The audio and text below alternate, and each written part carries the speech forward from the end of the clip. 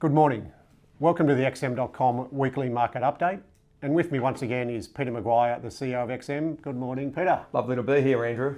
Let's have a look at these numbers. Not a huge amount going on at the moment. Obviously, we've got some big numbers coming out later this week with the CPI in the US, which comes out tonight, our time, I believe, or early tomorrow morning. So, but we'll start domestically again. Australian GDP came out last week, 0.2 for the last quarter, 0.2 for the last quarter, which was pretty much where the market expected. But looking at that chart, there's a definite trend there, and it's not ideal. No, it's not. And when you think about the migration of what we've experienced over the last 18 months has been dramatic. So if you didn't have that migration, I think you'd be in the negatives.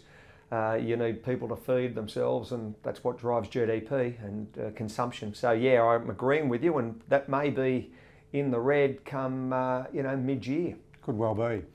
The Aussie dollar is holding up quite well, considering like the local economy is okay, but it's not booming by any means. But I think the only reason the Aussie dollar is up, as you've mentioned before, is more the US dollar is down. Yes, absolutely. 102.80. It's been sold off, and everything's had a run. Yen, pound, Canadian dollar, euro, all against. And again, the Aussie bounced, and it's bounced nicely. It's been a great trade over the last couple of days. US non-farm payrolls last week, strong number, but there was a revision to the previous number. Yeah, previous months, and quite severe. So yeah, you can't dispute the number, 275, but the previous months were really hit hard, and it'll be interesting to see if you get further revisions over the next, release over the next, say, month or so. But yeah, the storyline, part-time jobs are right up there, and will be interesting to see how that number tracks come mid-year.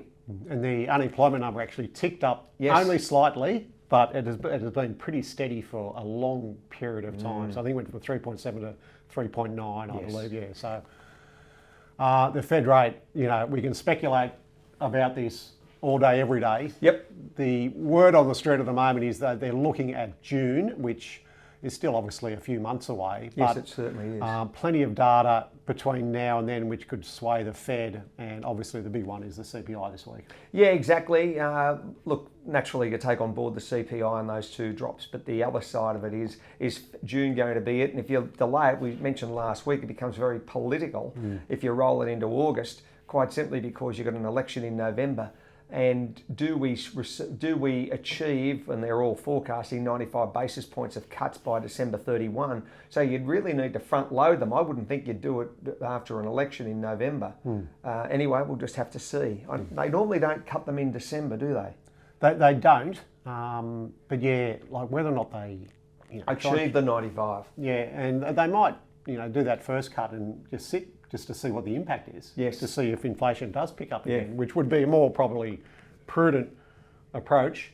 But central banks. This to me feels a little bit like deja vu. We've discussed this over the last 6 months. It was going to be the tail end of 23, then it was going to be possibly February or March of 24. Here we are in mid-March 24, and they're saying it's now going to be June. There's a big chance it doesn't even happen. So, we've got to the altar many times only to be told, go home and you need a new suit. Yeah, and I think central banks, they tend to... Or a new wife. They typically do things too slowly. Yes. Too slow to put rates up and too slow to bring them down in those situations. But time will tell.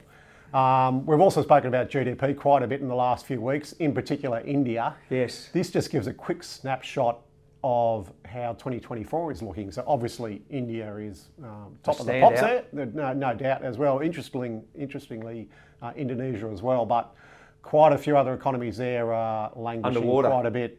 Yeah, and you can't deny, the powerhouse of Asia, Andrew. It's just extraordinary. And if you add those up, if you've got 1.4 and close to probably 3, you've got the best part of 3.1 billion people there. It's 40% of the population made up in the first 3 countries, and that's really the growth hub.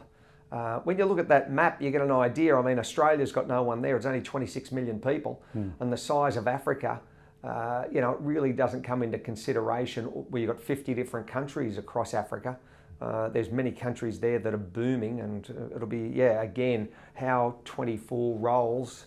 It's going to be a fun one to watch how it plays out. Definitely will. Gold. The market darling. Market darling, 2188, hit 2200 on Friday, I think it was. And let's just see how the momentum rides over the next couple of weeks. I mean, you look at that from really this time last month, it's been showtime, and up nearly 10%. And where it was, if you put your mind back to October, Andrew, nearly at 1800. Yeah. I mean, that's a raging bull market. You can't say it's not. And in that window of time, so many analysts are now saying 23.50 is the headline. I spoke with CNBC last night. Manisha Gupta said that 2200 was the forecast, but it was the forecast in the second half of 22. Yeah. Sometime towards the latter part of 22. You've got it now in the first 9 weeks of the calendar year. I think it's off to the races. Yeah, Let's see. Yeah. And finally, just a quick look, interesting chart about ETF flows. Yeah. Plenty of money going to Bitcoin, which we know is booming at the moment. 72,000. Not a lot of attraction there for gold, which is really interesting, whereby you're getting the physical gold hitting all-time highs, yet the ETF price on gold as well as gold stocks are either flat or down. I don't know what I can speculate on possibly why that is, but there is a large, I think, consumption phase as far as consumers globally that are looking at having physical gold and physical silver and putting it under the bed, so to speak. They're not worrying about ETFs so much. They want the physical. Yeah, and the central banks. And so, yep. And Bitcoin, the same sort of thing. You've got the halving coming in April. We can touch on that. There was a great article in the Financial Times, and it's quite explanatory in the sense of what that means. Every 4 years you halve. And so Bitcoin now at 72,000 again. What do you want to do and what do you want to achieve out of having the physical versus an ETF? Yeah, for sure. We'll keep an eye on that as well as these numbers out of the US this week. Yeah, it's a good week. I'm looking forward to it because naturally, do we see another bounce as far as equities? It's had a pullback 2 sessions in a row.